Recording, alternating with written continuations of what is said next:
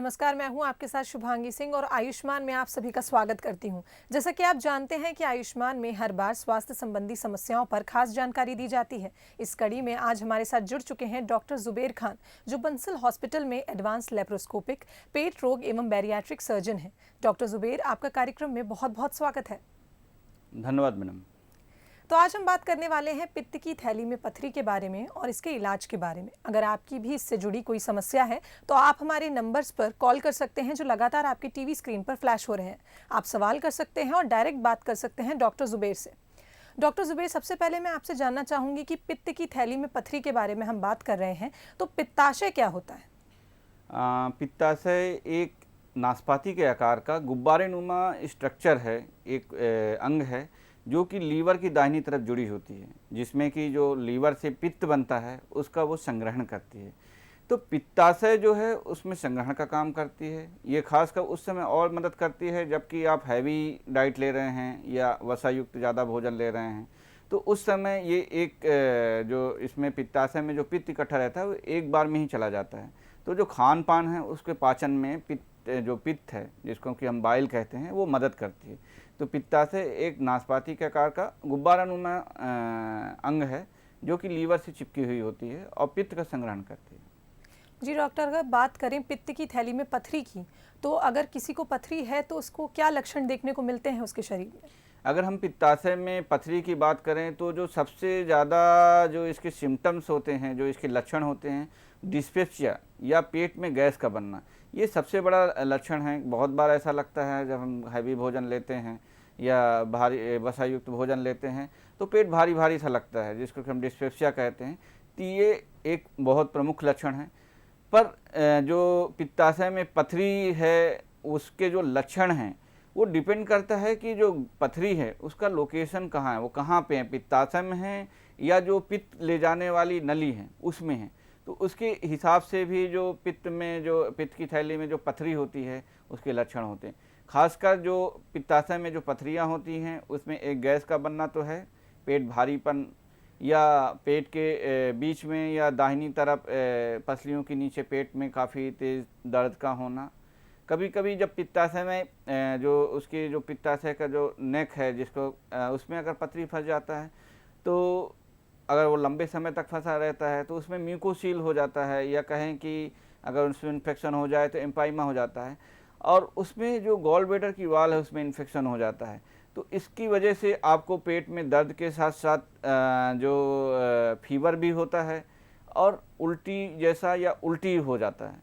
तो ये लक्षण हैं। इसके अलावा अगर ये पित्त की थैली जो पित्त ले जाने वाली नलिका में अगर फंस जाती है तो आपको जॉइंटिस भी हो सकता है। जॉइंटिस के साथ साथ आपको फीवर भी हो सकता है।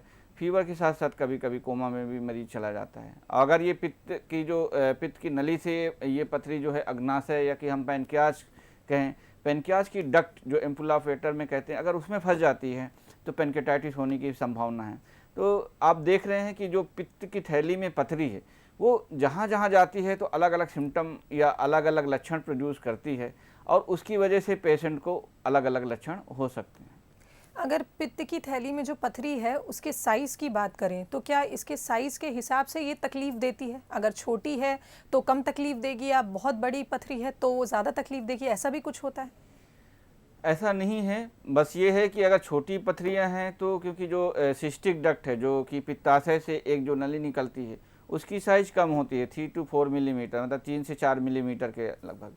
तो जो छोटी पथरी है वो आसानी से जो पित्त की जो सिस्टिक डक्ट है जो कि पित्ताशय से जुड़ी हुई नलिका होती है उससे स्लिप होकर पित्त की जो बड़ी है जिसको कि हम CVD उसमें चला जाता है, तो उसमें जॉइंटिस होने का रिस्क रहता है या पैनक्रियाटाइटिस होने का रिस्क रहता है। लेकिन अगर बड़ी स्टोन है तो निकल नहीं पाती, वो जाके वहाँ स्टक हो जाती है, तो इससे एम्पाइमा या म्यूकोसील जिसको हम कहते हैं वो बनने का चांस ज़्यादा रहता है। और जो बड़ी पित्त की जो पथरी होती हैं वो लंबे समय से बन रही होती हैं तो कैंसर का रिस्क भी होता है। तो इसमें छोटी पथरियाँ अगर होती हैं तो स्लिप होने का डर रहता है। स्लिप होने की वजह से जॉइंटिस होना, कोलेंजाइटिस होना या पैनक्रियाटाइटिस होना, ये जो छोटी पथरियों के जो कॉम्प्लिकेशन है वो हो सकते हैं। जी डॉक्टर, इसी बीच हमारे साथ कॉलर जुड़ चुके हैं आरिफ भोपाल से। आरिफ, आप सवाल कर सकते हैं डॉक्टर से। हेलो। हाँ जी जी। आरिफ जी बोलिए। हाँ, अस्सलाम वालेकुम। हाँ, वालेकुम सलाम सर, बोलिए। मेरे क्या है कि राइट हैंड में पथरी है, लगभग 5 mm पथरी है। किस में सर? गुर्दे में। जी जी जी। मैं आपको पेट में जो पित्ताशय में पथरी है उसके बारे में बताने के लिए हूँ। पित्ताशय की पथरी और गुर्दे की पथरी में अलग अलग लक्षण हैं और दोनों का ट्रीटमेंट भी अलग है। जैसे कि अगर गुर्दे में पथरी है तो उसकी साइज़ मैटर करती है। अगर छोटी साइज होती है 5 मिलीमीटर से कम, तो पानी पीने की वजह से भी वो निकल सकती है। लेकिन जो पित्ताशय की पथरी है वो डिफरेंट होती है। ठीक है सर। जी डॉक्टर, अगर बात करें पित्ताशय की पथरी की तो क्या कारण होते हैं जिससे ये हो जाती है? क्योंकि ये बहुत आम लोगों में, मतलब मुझे लगता है आजकल 90% लोगों में ये पाई जाती है, ऐसा रिसर्च का कहना है। तो क्या ये किस कारण से होती है पथरी? पित्त की थैली में पथरी का होना, ये तो बहुत सारे कारण होते हैं, हम जिसको मल्टीफैक्टोरियल कहते हैं। पर एक डिक्टम है कि fat fertile 40 of women, 40 women. तो जो महिलाएं होती हैं खास करके जो कि मोटी होती हैं, जिनके मल्टीपैरिटी होते हैं, जिनके बच्चे ज़्यादा होते हैं, और जो और 40 साल के बाद, तो खासकर इन लोगों में ज़्यादा ये पथरी बनने के कारण हैं।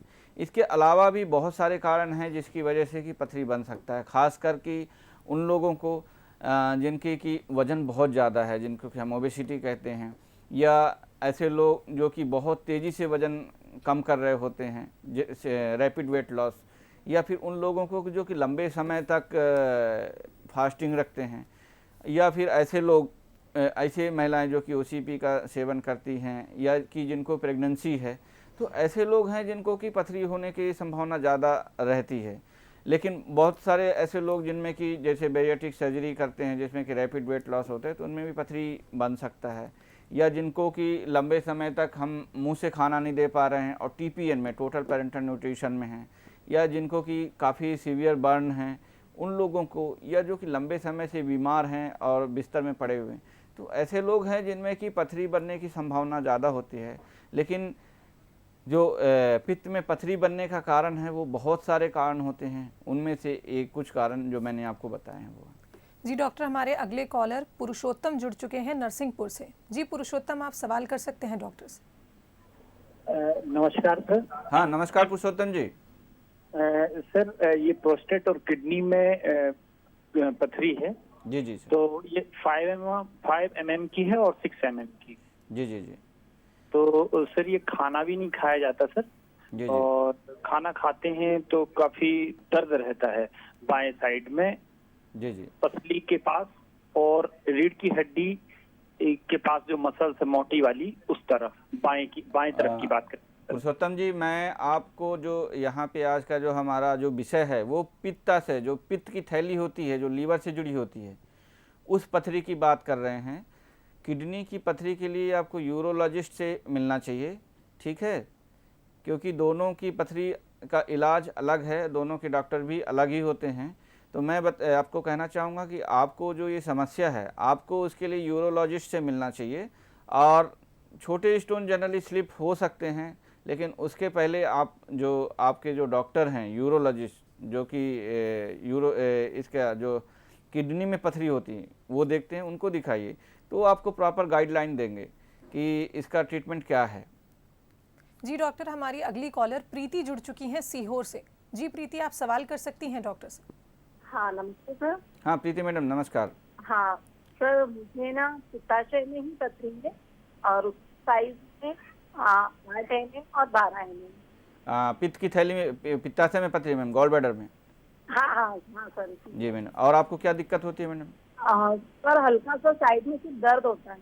जी, तो इसमें जो प्रारंभिक लक्षण होते हैं मैडम, इसमें बहुत समय तक तो अगर गॉल ब्लैडर में स्टोन है, गॉल ब्लैडर के जैसे हम या पित्त की थैली की कहें पार्ट होते हैं, जैसे कि फंडस होता है बॉडी, अगर इस पार्ट में पड़े रहते हैं गॉल ब्लैडर, तो जनरली ये सिम्टम नहीं प्रोड्यूस करते। लेकिन अगर ये पित्त के साथ अगर पथरियाँ जाती हैं और जो गॉल ब्लैडर या कहें पित्ताशय की जो नेक होती है अगर उसमें फंसती हैं, तो सिम्टम आना शुरू होते हैं। तो अगर आपके गॉल ब्लैडर में पथरी है तो उसके लिए तो आपको डॉक्टर से दिखाना चाहिए। और अभी ये जैसे कि इसका जो मोस्ट कॉमन सिम्टम होता है वो डिस्पेप्सिया है, जो कि पेट भारीपन या गैस का बनना, जैसा कि आप बता रही हैं। तो इसके लिए तो आपको डॉक्टर को दिखाना चाहिए और इसकी दूरबीन पद्धति से इसका इलाज होता है। जैसे कि बहुत से कॉलर का फ़ोन आ रहा है कि जो किडनी में पथरी है, तो किडनी से ये डिफरेंट होती है। अगर गॉल ब्लैडर में एक बार पथरी बनना शुरू होती है तो गॉल ब्लैडर डिसीज हो जाता है और पूरा का पूरा गॉल ब्लैडर ही निकालना ही इसका इलाज होता है, और जो कि लेप्रोस्कोपिक विधि द्वारा बहुत ही आसानी से हो जाता है। आपको हॉस्पिटल में 12 घंटे से 24 घंटे के अंदर ही छुट्टी दी जाती है। तो अगर आपके गॉल ब्लैडर में जैसे कि आपने बता रहा कि पथरी हैं, और इसमें साइज का मैंने जैसे कि आपको पहले ही बताया कि इसमें अगर बहुत छोटी साइज है तो स्लिप हो के आपको दूसरी समस्याएं पैदा कर सकती हैं। अगर बड़ी साइज की स्टोन है तो इसमें जैसे कि एम्पाइमा, जैसे कि पस जो बन जाता है, मवाद बन जाता है, या म्यूकोसील, या कभी कभी गैंग्रीन हो जाता है, नेक में अगर फंस जाता है। तो इन सभी का अगर छोटे हैं तो भी नुकसानदेह हैं, बड़े हैं तो भी नुकसानदेह हैं। तो इसका मेरे हिसाब से तो आपको सर्जन से मिलना चाहिए, और इसका दूरबीन पद्धति द्वारा बहुत ही आसानी से इसका ऑपरेशन हो सकता है। जी डॉक्टर, अगर बात करें कॉलीसिस्टाइटिस की तो गैंग्रीनस गॉल ब्लैडर और एम्पाइमा ये दो अलग अलग शब्द हैं। मैं जानना चाहूँगी इनके मतलब क्या है? क्या ये कॉलीसिस्टाइटिस से ही जुड़े हुए हैं या ये कोई अलग तरीके की बीमारी है? जैसे कि मैंने बताया मैडम आपको कि अगर पित्ताशय में पथरी है तो बहुत समय तक आपको पता ही नहीं चलते, या बहुत बार ऐसा होता है कि आप अपने रूटीन हेल्थ चेकअप के लिए जा रहे हैं और उसमें फिर स्टोन मिलता है। तो ये एसिम्प्टोमेटिक, या हम कहते हैं कि साइलेंट स्टोन है। लेकिन जब स्टोन उसके साथ साथ, जैसे कि हमें पित्त के साथ साथ वो जाते हैं और उसके जो गॉल ब्लैडर के पार्ट्स होते हैं, तो अगर उसके नेक पे आके फंस जाएं और ये लंबे समय तक फंसे रहते हैं तो इसमें दर्द होता है। दर्द के साथ साथ अगर इन्फेक्शन हो जाता है तो इन्फ्लेमेशन होते हैं। तो जो इसका जो दर्द होता है लंबे समय तक बना रहता है, इसे हम कोलिसिस्टाइटिस कहते हैं। 24 घंटे से अगर समय का ज़्यादा दर्द हो और जो गॉल ब्लैडर की जो लेयर होती हैं उसमें सूजन आ जाए या उसके आसपास फ्लूइड कलेक्शन हो जाए, तो हम इसको कोलिसिस्टाइटिस कहते हैं।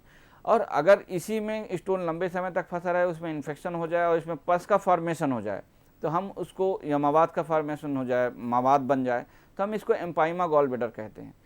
कभी कभी जब सूजन इतनी ज़्यादा बढ़ जाती है, उसकी ब्लड की सप्लाई नहीं हो पाती, तो गॉल ब्लैडर में जो उसके खून की सप्लाई कम हो जाती है। गॉल ब्लैडर की जो वॉल है, जो पित्ताशय की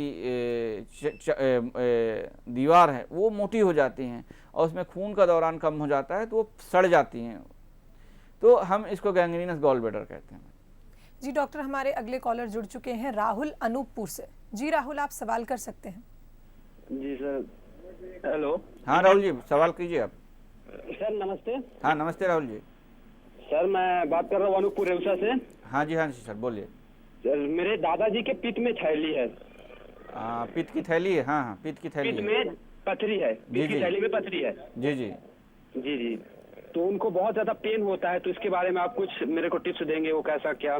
आपको कैसे पता चला कि उनकी पित्त की थैली में पथरी है? आपने सोनोग्राफी कराया था क्या? जी जी, उनको सोनोग्राफी कराए थे हम। जी जी जी।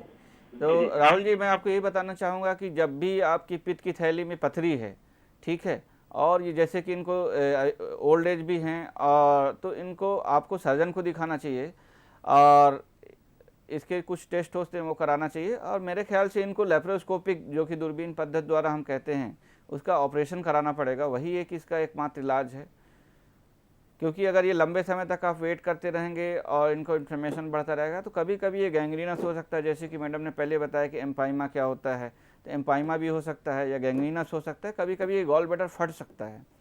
तो अच्छा है कि आप सही समय पे डॉक्टर को दिखाएं और इसका उचित इलाज लें। जी, तो राहुल, आपको आपके सवाल का जवाब मिल गया होगा। जैसा डॉक्टर साहब ने आपसे कहा, आप उन बातों का ज़रूर ध्यान रखिएगा। और डॉक्टर ज़ुबैर, अब मैं आपसे जानना चाहूँगी कि इसका जो इलाज है, गॉल स्टोन्स का इलाज, ये दूरबीन पद्धति से होता है, आपने बताया, ये किस तरह से होता है और इसकी जांच कैसे की जाती है? जैसे कि मैंने बताया कि आप बहुत बार तो ऐसा होता है कि आप रूटीन चेकअप में जाते हैं और आपको गॉल ब्लैडर में स्टोन मिल जाता है, पर किसी भी मरीज को जिनको कि लंबे समय से पेट में गैस बन रहा हो, या सीने में जलन हो रहा हो, या पेट के ऊपरी हिस्से या दाहिने हिस्से में दर्द हो रहा है, तो ऐसे लोगों को, जैसे कि हम गैस्ट्रोएंटरोलॉजिस्ट के पास जाते हैं तो अपर जीआई एंडोस्कोपी सलाह देता है। मैं उन लोगों को कहना चाहूँगा कि जब भी ऐसा हो तो उनको अल्ट्रासोनोग्राफी, बहुत ही सिंपल टेस्ट होता है, जिसका जांच से आप आसानी से पता कर सकते हैं कि आपके गॉल ब्लैडर में स्टोन है कि नहीं। क्या आपकी एसिडिटी जो बहुत दिनों से बन रही है उसका कारण कहीं ऐसा तो नहीं कि गॉल ब्लैडर में स्टोन हो। तो आपको डॉक्टर को दिखाना चाहिए। तो डॉक्टर देख के आपका इन्वेस्टिगेशन के द्वारा ये बता सकता है कि उसको गॉल ब्लैडर में स्टोन है और ये जो दिक्कत है आपका, ये गॉल ब्लैडर में स्टोन की वजह से ही दिक्कत है। तो इसमें दूरबीन पद्धति द्वारा इलाज किया जाता है। इसमें जनरली सिंगल होल या छोटे छोटे 3 या 4 की होल सर्जरी के द्वारा इसमें गॉल ब्लैडर को पूरी तरह से निकाल दिया जाता है, तो जिसकी वजह से उस जगह पे गॉल ब्लैडर ही नहीं रहता, तो स्टोन बनने के चांस ही नहीं रहते। तो जितनी जो समस्याएं हैं, जैसे कि मैंने बताया कि कोलिसिस्टाइटिस है या म्यूकोसील है या एम्पाइमा है या परफोरेशन गॉल ब्लैडर है या मिरीजीज सिंड्रोम है या कोलेंजाइटिस है या पेनकेटाइटिस है, तो ये सारी समस्याएं, या कि जो कैंसर भी बन सकता है, ये सारी समस्याओं का समाधान एक सर्जरी से हो सकता है। जैसे कि बहुत बार लोग कंफ्यूज होते हैं कि जो किडनी में स्टोन है कि गुर्दे में स्टोन है, तो उसमें साइज का पूछते हैं और उसमें लोकेशन का भी रहता है कि कहाँ पे है। तो साइज के हिसाब से उनको कि साइज अगर छोटी है तो पानी के साथ निकल सकता है, लेकिन गॉल ब्लैडर में स्टोन में अगर ये निकलता है तो ज़्यादा दिक्कत करा सकता है। जैसे कि मैंने बताया कि अगर ये नेक में फंस गया या पित्त की नली में फंस गया या जो पैनक्रियाटिक और पित्त की नली जुड़ती है वहाँ फंस गई, तो बहुत सारी समस्याएं ये करा सकता है। तो इसमें साइज, अगर पित्त की थैली में स्टोन है और आपको ये सारी दिक्कतें हैं, तो आपको इसमें सर्जरी कराना ही एक अच्छा फैसला होता है और आप इन समस्याओं से बच सकते हैं जो कि मैंने आपको बताया। तो पित्त की थैली में पथरी और जो गुर्दे की थैली में पथरी में यही एक अंतर है कि पित्त की थैली में पूरा पित्त का थैली ही निकाल लिया जाता है, लेकिन गुर्दे में अगर थैली में पथरी है तो उसमें साइज देखा जाता है। अगर साइज छोटी है तो पानी से या मेडिसिन से निकल सकता है, अगर साइज बड़ी है तो उस हिसाब से जो यूरोलॉजिस्ट है वो डिसाइड करता है कि किस विधि से हम उसका स्टोन निकालें। लेकिन जो पित्त की थैली में पथरी है उसमें लैप्रोस्कोपिक पद्धति द्वारा, ये दूरबीन पद्धति द्वारा इसमें ऑपरेशन किया जाता है और पूरा का पूरा गॉल ब्लैडर ही निकाल लिया जाता है। ऑपरेशन बहुत ही सिंपल है और लैप्रोस्कोपिक, जिसको कि हम दूरबीन पद्धति कहते हैं, ये इसका गोल्ड स्टैंडर्ड टेक्निक है। इसमें मरीज को ऑपरेशन के 2 घंटे बाद ही चलना फिरना, 4 घंटे बाद खाना पीना अलाउ कर देते हैं। तो आपने जाना कि दूरबीन पद्धति जो है वो गॉल ब्लैडर की सर्जरी में कितना लाभदायक है कि आप अपना जो रूटीन काम है आप नेक्स्ट डे से कर सकते हैं। आपको दर्द या फिर जो चीरा लंबा लगाते थे वो सब कुछ आसानी से बच सकते हैं अगर आपने सही समय पे सही डिसीजन लिया तो। जी, हमारे साथ अगली कॉलर जुड़ चुकी हैं उषा ग्वालियर से। जी उषा, आप सवाल कर सकती हैं। उषा जी, आपको हमारी आवाज़ आ रही है, आप सवाल कर सकती हैं। जी मैं उषा नहीं, रेखा शर्मा बोल रही हूँ। जी बोलिए, आप सवाल कर सकती हैं। हाँ जी सवाल करिए। नमस्ते सर। हाँ रेखा जी नमस्कार, बोलिए। हाँ सर, मेरे को पित्त की थैली में पथरी थी। जी जी। तो उसको 10 साल हो चुके हैं, मेरा ऑपरेशन भी हो चुका है। जी जी। और मेरी पित्त की थैली निकल चुकी है। जी जी। तो अभी कभी कभार ऊपर की साइड में मुझे गैस बनती है और हल्का फुल्का दर्द होता है, तो क्या उसी की वजह से कोई प्रॉब्लम है या और कुछ दिक्कत है? देखिए मैडम, एसिडिटी जो आप बोल रहे हैं कि जो गैस बन रहा है वो एक बहुत बड़ा एसिडिटी का कारण हो सकता है। उसमें आपको प्रॉपर नींद नहीं आना या खान पान जो है आप सही प्रॉपरली नहीं ले पा रहे हों या खाने में बहुत ज़्यादा तला भुना या मैदे वाली सामान यूज कर रहे हों, तो ये एसिडिटी हो सकता है। जैसा कि आपने बताया कि आपकी गॉल ब्लैडर की सर्जरी हो चुकी है, तो आपको कोशिश करना चाहिए कि एक बार में बहुत ज़्यादा खाना नहीं खाना चाहिए, थोड़ा थोड़ा करके और हल्का भोजन करना चाहिए। जी डॉक्टर, तो अगर बात करें पित्ताशय की पथरी के कैंसर की, तो इसके क्या कारण होते हैं, कैसे ये पथरी में कैंसर बन जाता है? जैसे कि हम ये देखा गया है कि जिनको भी कैंसर है, ठीक, उसमें बहुत बार ये देखा गया है कि उसमें जो 80 to 90% लोगों में जो कैंसर वालों में पथरी मिला है। तो जो पथरी है लंबे समय से रहता है, इन्फ्लेमेशन या उसकी साइज बढ़ती रहती है, तो इससे कैंसर हो सकते हैं। वैसे गॉल ब्लैडर में कैंसर के बहुत सारे कारण हैं, वो मैं अभी डिस्कस नहीं करना चाहूँगा, लेकिन पित्ताशय में अगर बहुत लंबे समय से पथरी है तो इसकी वजह से कैंसर हो सकता है।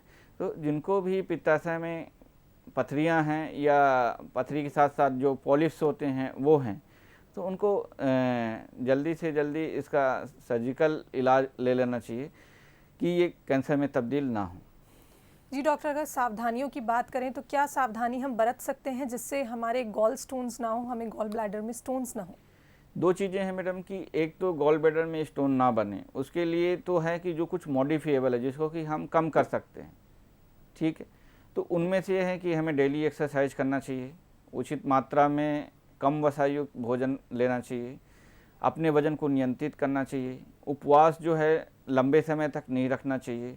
जो महिलाएं हैं उनको काफ़ी ध्यान देना है कि जो कोलेस्ट्रॉल रिच डाइट है वो नहीं लेना चाहिए।